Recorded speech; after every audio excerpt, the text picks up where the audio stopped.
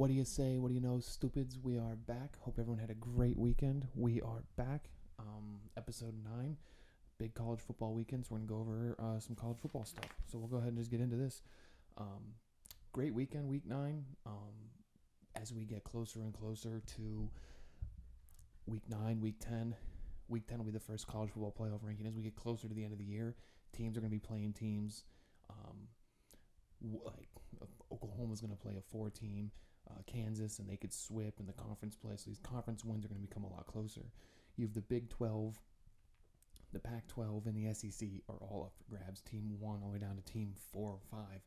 One loss in conference play compared to the leader who's got one or none. So we'll go ahead and just jump right into this. Michigan beat Michigan State 49-0.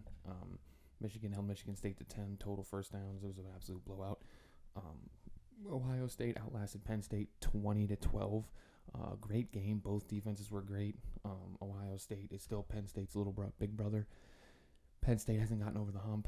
They still play Michigan, so they can make it easier for Ohio State.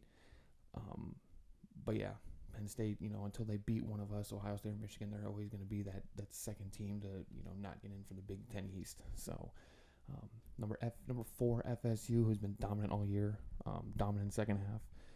And they beat Duke 30-20. Or I'm sorry, they beat Duke 38-20. Outscored Duke 21-0 in the fourth quarter. So they absolutely dominated Duke. Number 5, Washington outlasts Arizona State 15-7. Did not know that was the score of the game until I just did my research for this week's episode.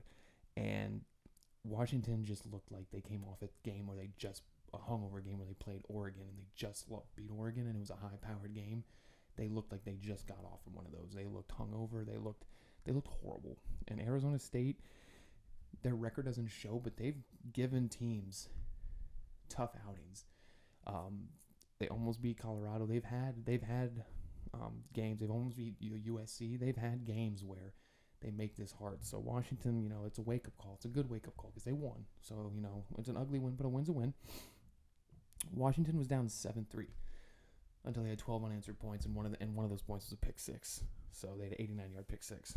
So Washington did not look good, but like I said, a win's a win. They can get it done. They have big games. They finish the year with monstrous games in the Pac-12 that'll determine where they finish, how they finish. And Washington's undefeated, so they went out and they played for the conference championship game. Their hat's in the ring.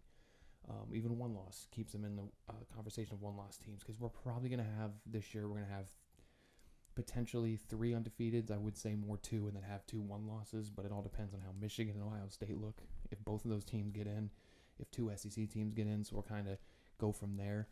I don't see 2 Pac-12 teams getting in. I see 1, and they're probably going to be undefeated, regardless of if they win the Pac-12 or not. Big 12, same thing. I think one of the Big 12 teams is going to get in, and that's the team that wins the conference.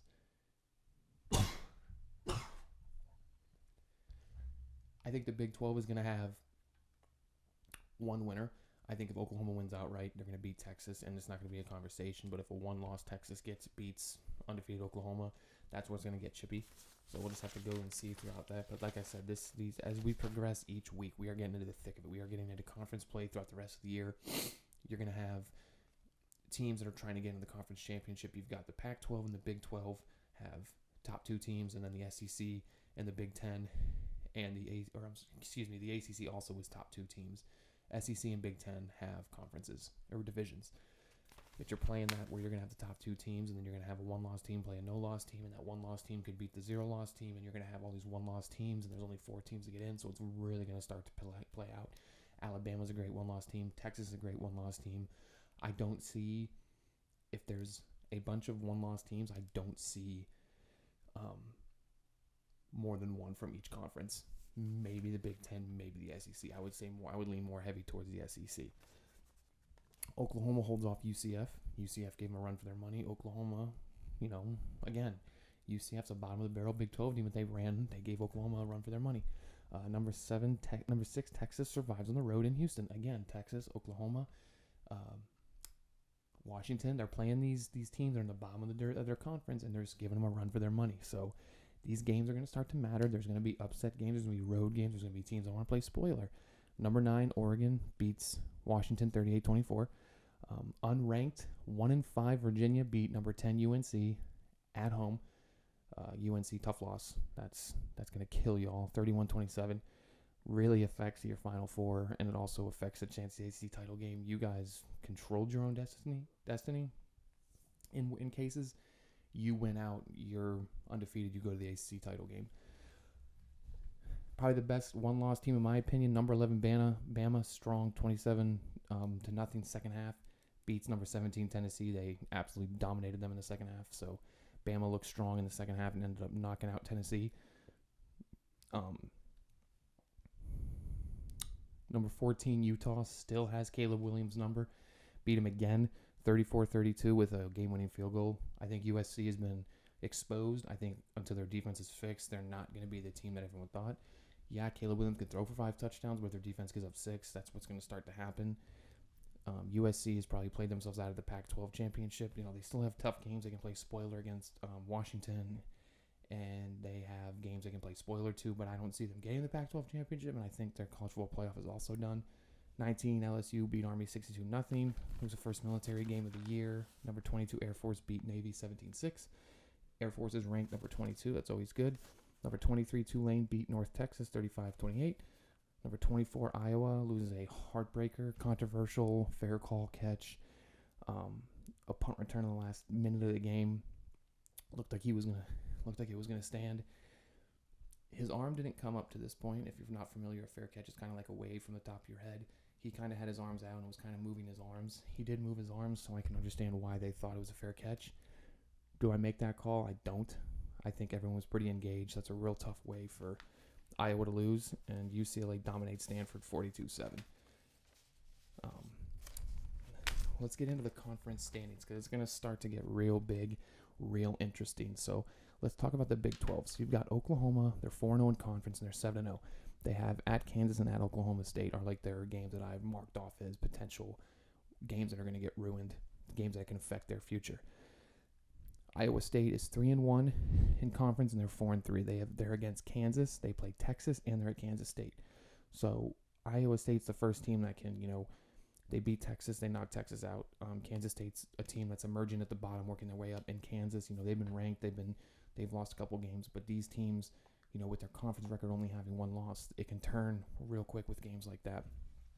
Oklahoma State, I think, is an underdog surprise team. They're 3-1 and 5-2. So they play Oklahoma and at Houston. So if they can beat Oklahoma and give Oklahoma that 1 loss and conference play and have a 1 loss, that'll shoot them up to, Oklahoma State's 5-2 overall. So Oklahoma State can play spoiler. They can't play their way into the Big 12 championship game. They need help. They need teams above them to lose, and they need help. They're not going to play it with 2 losses unless the whole entire Big 12 team decides to crap the bed. Texas is 3-1 and 6-1. They're at TCU, at Iowa State versus Kansas State. They've got games that are lined up as get through them, you do your thing, go into it with 1 loss, and go up against Oklahoma again. But you've got teams that are tough, that can give them a run.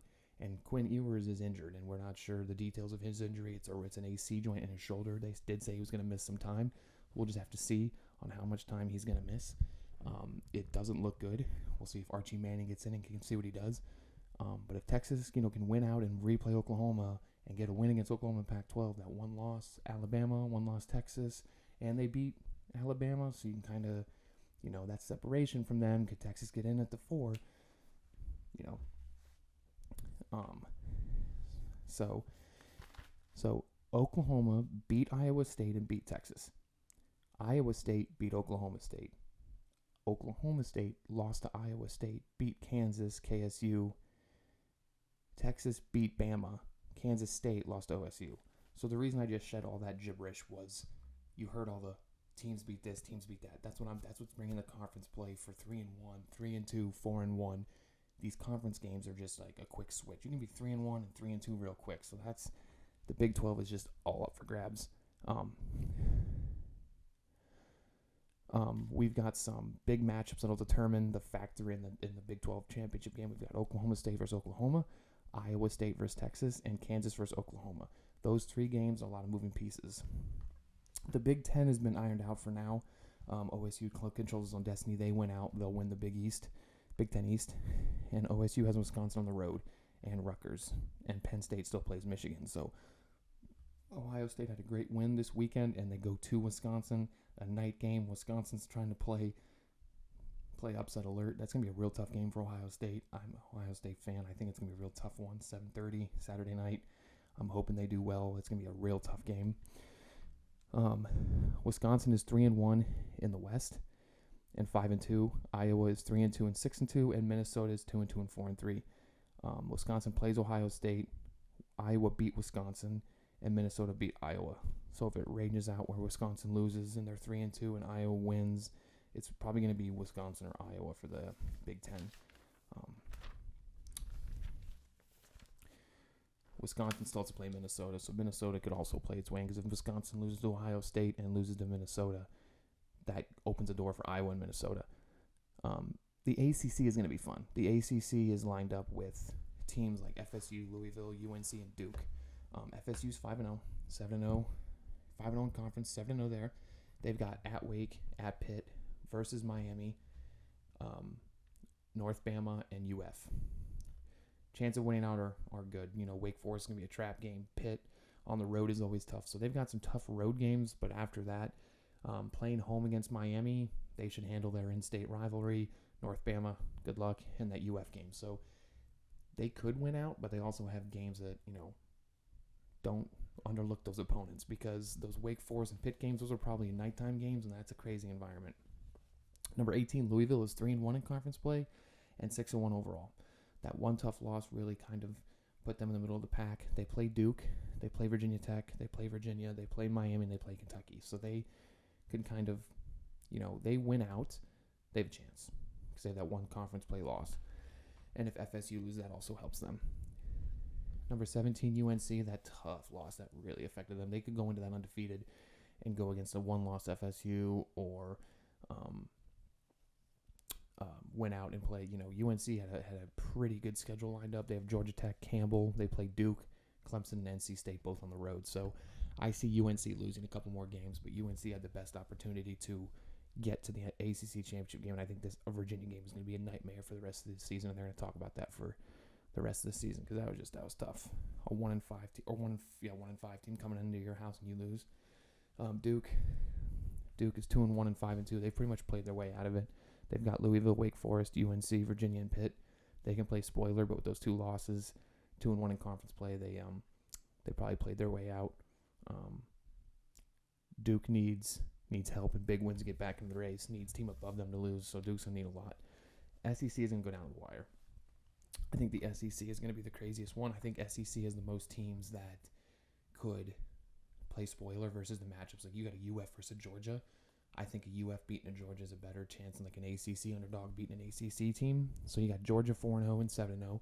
They play UF, Missouri at home, and Ole Miss at home. They play UF at a Jacksonville site. It's a Battle of Florida. So Georgia has their 2 hardest opponents are both at home. And they go to Tennessee. Tennessee just lost this week to Bama. I think Tennessee would look great to play spoiler when Georgia comes into town. Mizzou, surprising Mizzou, number 16 in the nation. They're 3-1 and they're 7-1 in overall. They play at Georgia. Tough. Versus Tennessee versus UF. So their hardest games are also at home. Florida, primo Florida can be spoiler. Florida can knock out Georgia. Florida has a chance to play Mizzou, FSU, and LSU. They beat LSU. LSU can write their ticket out. They beat Mizzou. Mizzou will also have a second loss, and they give FSU their only loss, the last game of the year. That rivalry, and it's at home. I'm hoping it's a night game for them. They have their textbook spoiler. They have an opportunity to all 4 of those games they play. They can either end a team's ability to play for a conference championship, or give them 1 loss, which will also shake everything up. I'm really looking forward to the FSU UF game. I'm probably going to watch that game and really pull for UF. Number 21, Tennessee, they need a lot of help. They're just like the Duke and the ACC. They need a lot of help. They need teams to lose. They play at Mizzou, and they play Georgia, and they play Kentucky. They play Georgia at home, like I said, but they go to Mizzou, and they go to Kentucky, but they're going to need a lot of help. So UGA, Mizzou, and UF control their destiny to win the East. Now, what I say by that is if UGA wins out, they're in. If Mizzou wins out, they're in. If UF wins out, they're in, because all three of those teams play each other. So if Georgia beats UF, done. If UGA beats Mizzou, done. So the SEC and the ACC, I think, are going to be the two most exciting divisions. I think and the Big 12. I think the only conference that's really set in stone is the Big 10. I think the Big 10 eventually will work its way out once we get closer. Ohio State or Michigan, and then the field. And I think ACC, Big 12, and SEC, Big 12 are going to be crazy good. So the SEC West. So you've got 9 Bama, 5-0, and 7-1, lost to Texas. You got 15 LSU, 4-1, 6-2. They lost to FSU and Ole Miss, and they play at Bama versus Florida. So LSU still plays Bama and can give Bama a second loss, and they can move up to being 7-2 and get an opportunity to play Georgia. So LSU is also still alive. Ole Miss, they lost to Bama, they play Georgia, and they need Bama to lose another one. So in LSU, Ole Miss has a tiebreak against LSU because they beat them. So if LSU can beat Bama, Ole Miss would jump LSU, but Bama beat them. So you see what I'm saying? Though that one game could have all three of those teams, it would be a mad show. Pac-12 is looking to start to look like a rematch. I think teams are starting to fall apart in the Pac-12. So Washington's still undefeated. They play USC, Oregon State, and Utah. USC is 4-1 and 6-2. They play Washington, Oregon, and UCLA. Tough road. USC's not a tough road. They already have 2 losses. I don't see them being a factor. I think it's going to be an Oregon-Washington matchup. I think Oregon plays Utah. USC and Oregon State. I think Oregon beats USC, and I believe it's in California, and I think Oregon will win that game. So I think it's Washington-Oregon. I think that that USC is going to lose more games, 1 if not 2. And I think eventually USC will work their way down, Oregon State will work their way down, and then it'll be Oregon-Washington again, so look out for that. These upcoming matchups, this is where this information is going to be key for y'all, these watches, these followers. Check me on Twitter. You're going to see these matchups, and these matchups are going to start to set up conferences where this game will potentially knock out Team A or Team B. So just keep an eye out for these matchups. It's starting to get good. We'll have our first playoff rankings. The committee will do their first one week 9. So